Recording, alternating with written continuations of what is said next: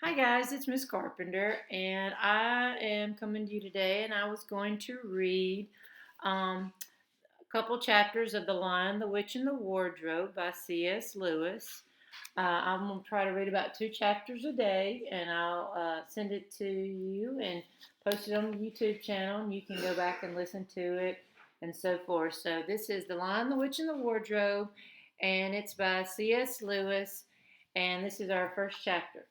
It's titled Lucy Looks into a Wardrobe. If you don't know what a wardrobe is kind of like a closet. And back years ago, they didn't have closets in bedrooms, and so they would have a piece of furniture to put all of your clothes in. And so sometimes that's why we call, hey, I have a wardrobe. So that's why sometimes your outfit is called a wardrobe because you had to go to the wardrobe to get your clothes out. But anyway, here it goes. Once there was 4 children whose names were Peter, Susan, Edmund, and Lucy. This story is about something that happened to them when they were sent away from London during the war because of the air raids. They were sent to the house of an old professor who lived in the heart of the country, 10 miles from the nearest railway station and 2 miles from the nearest post office. He had no wife, and he lived in a very large house with a housekeeper called Mrs. Macready and 3 servants. Their names were Ivy, Margaret, and Betty, but they don't come into the story very much. He himself was a very old man with a shaggy white hair which grew over most of his face as well as on his head, and they liked him almost at once. But on the first evening when he came out to meet them at the front door, he was so odd looking that Lucy, who was the youngest, was a little afraid of him, and Edmund, who was the next to the youngest, wanted to laugh and had to keep on pretending he was blowing his nose to hide it. As soon as they had said good night to the professor and gone upstairs on the first night, the boys came into the girls' room and they all talked it over. "We've fallen on our feet and no mistake," said Peter. "This is going to be perfectly splendid. That old chap will let us do anything we like." "I think he's an old dear," said Susan. "Oh, come off of it," said Edmund, who was tired and pretending not to be tired, which always made him bad-tempered. "Don't go on talking like that." "Like what?" said Susan. "And anyway, it's time you were in bed." "Trying to talk to me like mother," said Edmund. "And who are you to say when I'm to go to bed? Go to bed yourself." "Hadn't we all better go to bed?" said Lucy. "There's sure to be a row if we're heard talking in here." "No, there won't," said Peter. "I tell you, this is the sort of house where no one's going to mind what we do. Anyway, they won't hear us. It's about a 10-minute walk from here down to that dining room, and any amount of stairs and passages in between." "What's that noise?" said Lucy suddenly. It was a far larger house than she had ever been in before, and the thought of all those long passages and rows of doors leading into empty rooms was beginning to make her feel a little creepy. "It's only a bird, silly," said Edmund. "It's an owl," said Peter. "This is going to be a wonderful place for birds. I shall go to bed now. I say let's go and explore tomorrow. You might find anything in a place like this. Did you see those mountains as we came along? And the woods? There might be eagles. There might be stags. There might be hawks." "Badgers?" said Lucy. "Foxes?" said Edmund. "Rabbits?" said Lucy. But when next morning came, there was a steady rain falling, so thick that when you looked out the window, you could see nothing of the mountains, neither the woods or even the stream in the garden. "Of course it would be raining," said Edmund. They had just finished their breakfast with the professor and were upstairs in their room he had set apart for them, a long, low room with 2 windows looking out in one direction and 2 in another. "Do stop grumbling, Ed," said Susan. "10 to 1, it'll clear up in an hour or so, and in the meantime we're pretty well off. There's a wireless and a lot of books." "Not for me," said Peter. "I'm going to explore in the house." Everyone agreed to this, and that was how the adventures began. It was the sort of house that you never seemed to come to the end of, and it was full of unexpected places. The first few doors they tried led only into spare rooms, as everyone had expected they would. But soon they came to a very long room full of pictures, and there they found a suit of armor. And after that was a room all hung with green, with a harp in one corner. And then came 3 steps down and 5 steps up, and then a kind of little upstairs and hall and a door that led out into a balcony, and then a whole series of rooms that led into each other and were lined with books, most of them very old books, and some even bigger than a Bible in church. And shortly after that, they looked into a room that was quite empty except for one big wardrobe, the sort that has a looking glass in the door. There was nothing else in the room at all except a dead blue bottle on the windowsill. Nothing there, said Peter, and they all trooped out again, all except Lucy. She stayed behind because she thought it would be worthwhile trying the door of the wardrobe. And even though she felt almost sure that it would be locked, to her surprise it opened quite easily and 2 mothballs dropped out. Looking into the inside, she saw several coats and hanging up mostly long furs. There was nothing Lucy liked so much as the smell and feel of fur. She immediately stepped into the wardrobe and got in among the coats and rubbed her face against them, leaving the door open, of course, because she knew that it was very foolish to shut oneself into any wardrobe. Soon she went further in and found there was a second row of coats hanging up behind the first row. It was almost quite dark in there, and she kept her arms stretched out in front of her as to not bump her face into the back of the wardrobe. She took a step further in, and then 2 or 3 more steps, always expecting to feel woodwork against the tips of her fingers, but she could not feel it. This must be a simply enormous wardrobe, thought Lucy, going still further in and pushing the soft folds of the coats aside to make room for her.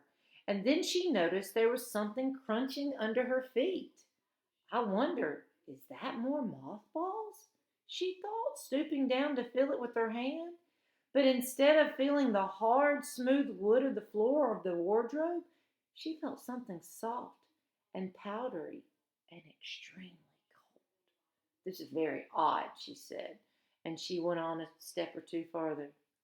The next moment she found that she was rubbing against her face and hands was no longer soft fur, but something hard and rough and even prickly.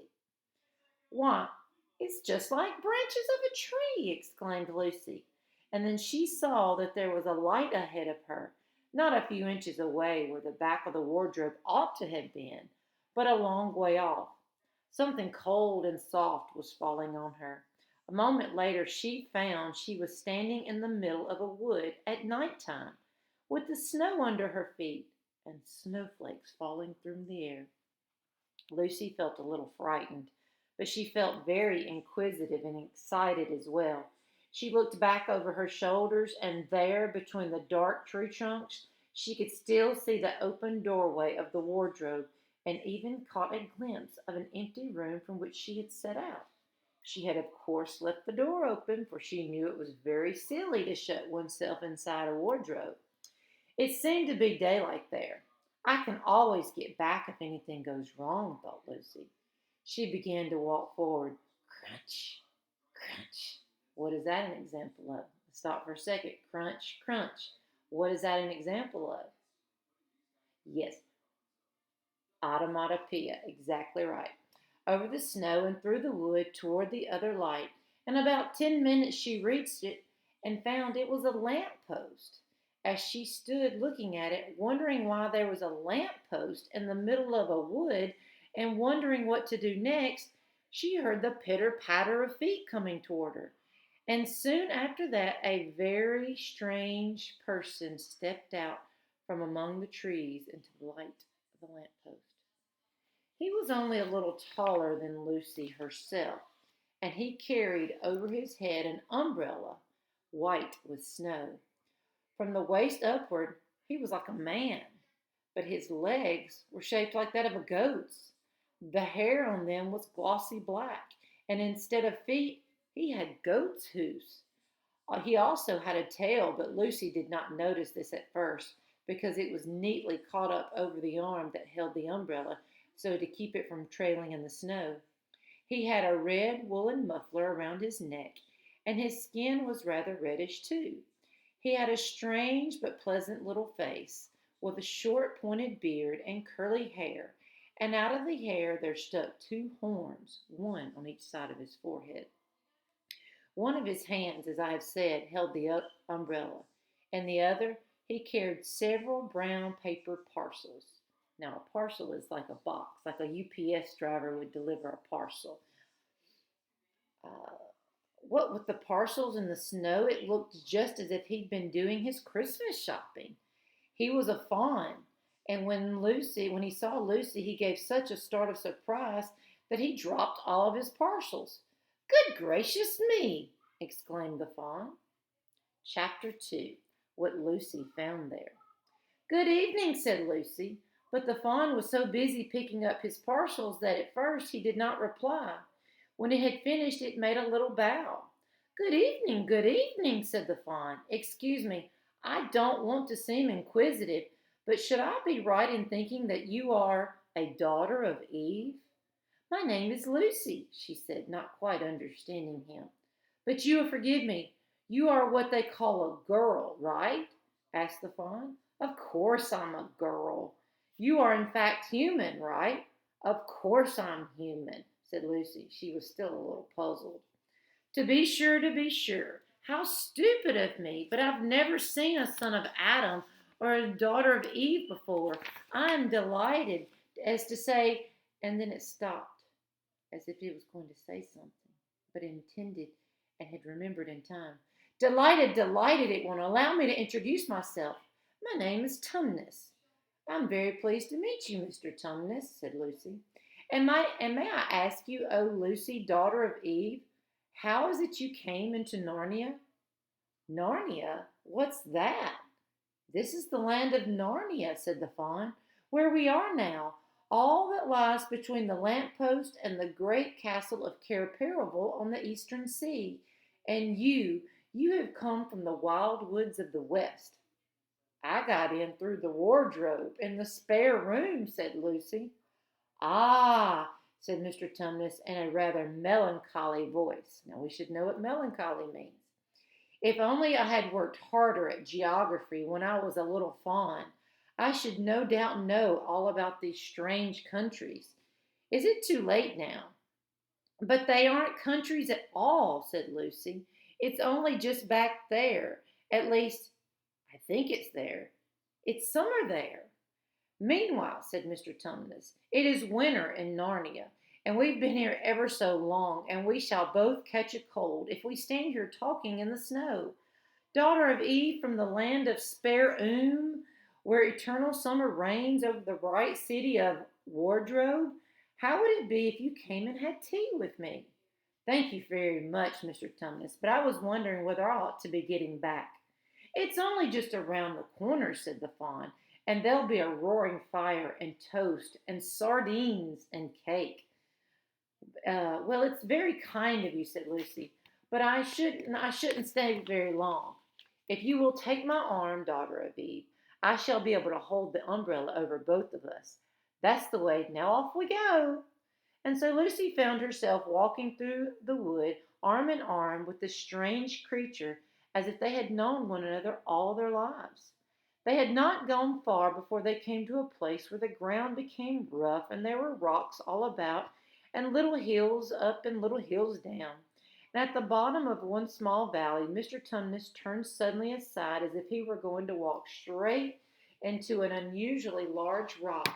But at the last moment, Lucy found he was leading her into the entrance of a cave.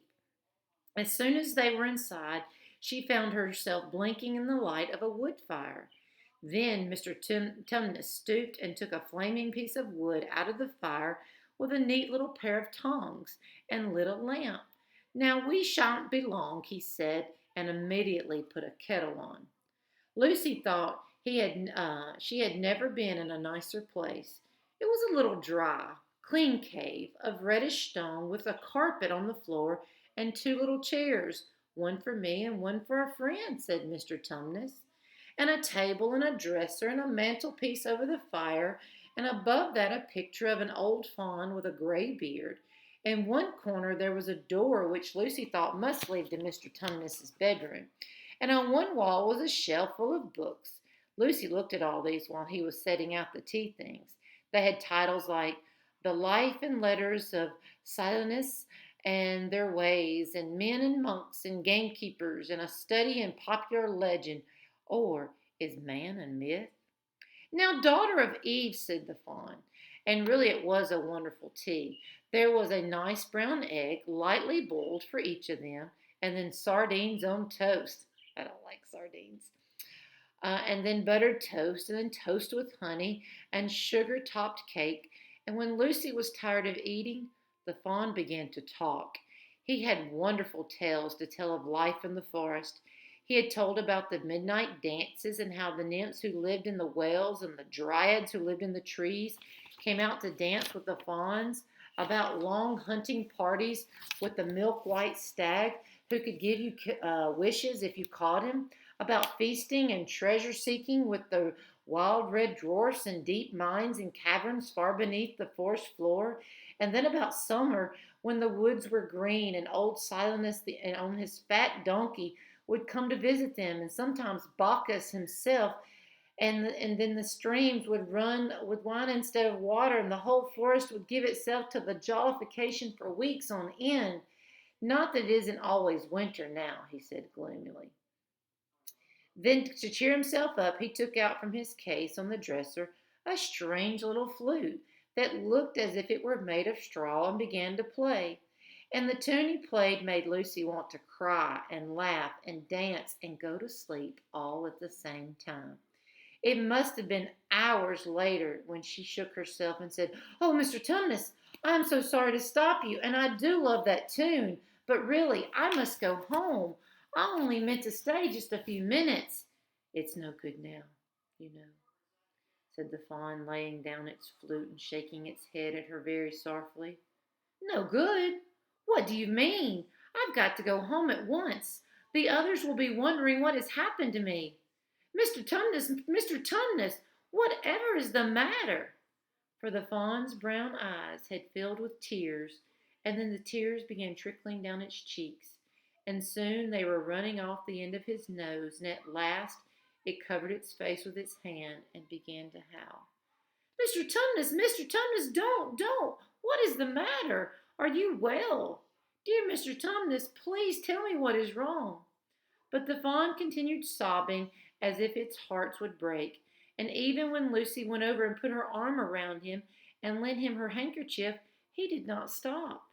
He merely took the handkerchief and kept on using it, wringing it out with both hands whenever it got too wet to be any more use, so that presently Lucy was standing in a damp patch. "Mr. Tumnus, do stop. Stop at once. You ought to be ashamed of yourself. A great big fawn like you. What on earth are you crying about?" "Oh, I'm crying because I'm such a bad fawn." "I don't think you're a bad fawn," said Lucy. "I think you're a very good fawn. You're the nicest fawn I've ever met." "Oh, you wouldn't say that if you knew. No, I'm a bad fawn. I don't suppose there ever was a worse fawn since the beginning of the world." "But what have you done?" "My old father now, that's his picture over the mantelpiece. He would have never done anything like this." "A thing like what?" asked Lucy. "Like what I've done. Taken service under the White Witch. That's what I am. I'm in the pay of the White Witch." "The White Witch? Who is she?" "Why, it is she that has got all of Narnia under her thumb. It's she that makes it always winter, and never Christmas. Think of that." "How awful," said Lucy. "But what does she pay you for?" "That's the worst of it. I'm a kidnapper for her. That's what I am. Look at me, daughter of Eve.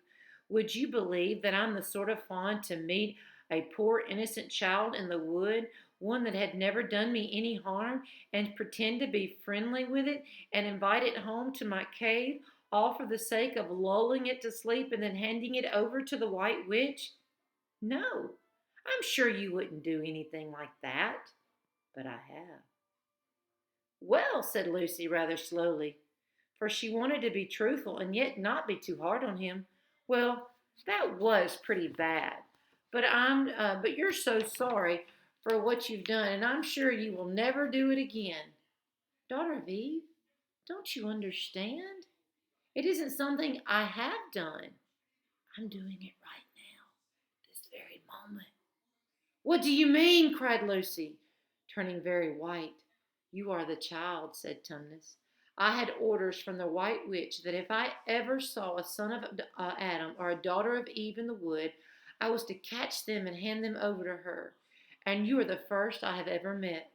And I've pretended to be your friend and asked you to tea, and all the time I've been meaning to wait till you were asleep and then go and tell her. Oh, but you won't, Mr. Tumnus. You won't, will you? Indeed, indeed, you really mustn't. And if I don't, she's sure to find out. And she'll have my tail cut off, and my horns sawn off, and my beard plucked out. And she'll wave her wand over my beautiful cloven hoofs and turn them into hard, solid hoofs like a wretched horse's. If she is extra and especially angry, she'll turn me into stone, and I shall only be a stone of a fawn in her horrible house until the four thrones of Carpenter are filled. And goodness knows when that will happen, or if it will ever happen. I'm sorry, Mr. Tumnus, but please let me go home. I really must need to go home. Of course I will. Of course I've got to. I see that now. I hadn't known what humans were like before I met you. Of course I can't give you to the White Witch. Not now that I know you. We must be off at once. I'll see you back at the lamp post. I suppose you can find your own way back to spare and wardrobe. I'm sure I can, said Lucy. We must go as quietly as we can, said Mr. Tumnus. The whole wood is full of her spies. Even some of the trees are on her side. They both got up and left the tea things on the table, and Mr. Tumnus once put up his umbrella and gave Lucy his arm, and they went out into the snow. The journey back was not at all like the journey to the fawn's cave. They stole along as quickly as they could without speaking a word, and Mr. Tumnus kept to the darkest places. Lucy was relieved when they finally reached the lamp post again. Do you know your way from here, daughter of Eve? Lucy looked very hard between the trees and could see in the distance a patch of light that looked like daylight. Yes, I can see the wardrobe door. Then be off home as quick as you can, said the fawn. And can you ever forgive me what I meant to do? Why, of course I can, said Lucy, shaking him heartily by the hand. And I do hope you won't get into dreadful trouble on my account. Farewell, daughter of Eve. Perhaps I may keep the handkerchief. I would rather you keep it, said Lucy, and then ran toward the far-off patch of daylight as quickly as her legs would carry her. And presently, instead of rough branches brushing past her, she felt coats, and instead of crunching snow under her feet, she felt wooden boards, and all at once she found herself jumping out of the wardrobe into the same empty room from which the whole adventure had started. She shut the wardrobe door tightly behind her and looked around, panting for breath. It was still raining, and she could hear the voices of others in the passage. I'm here! I'm here! She shouted. I've come back! I'm all right! And then tomorrow we will find out what happens in chapter 3 and chapter 4. I hope you guys enjoyed this, and I'm going to be sharing more with you. And just please be listening to this, and please be reading on your own. You know, Miss Carpenter always wants you to be reading at least 10, 20, 30 minutes a day, and if you can read more than that, that's great. All right, bye guys. See you chapter 3 and 4 tomorrow.